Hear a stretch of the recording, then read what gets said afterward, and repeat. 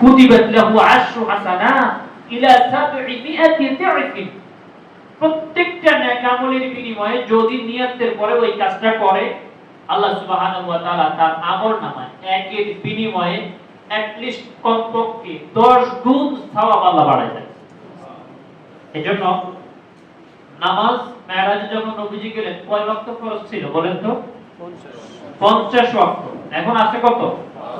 একটু কথা বলেন না আপনারা। হযরত একটা হজ করতে যাবে, আপনাদের মনে ভিতরে একটা ফুর্তি লাগে না বলেন তো?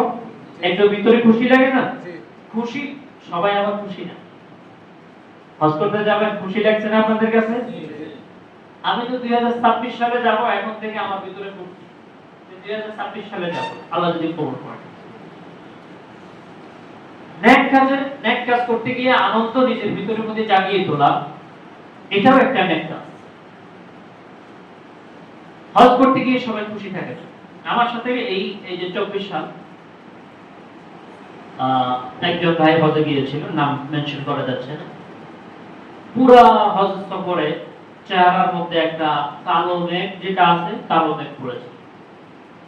যেই কাজে করতে যায় ওনার কাছে কষ্ট লাগে, অসন্তুষ্ট। রাতে ঘুম থেকে উঠে শুধু কান্নাকাটি করে,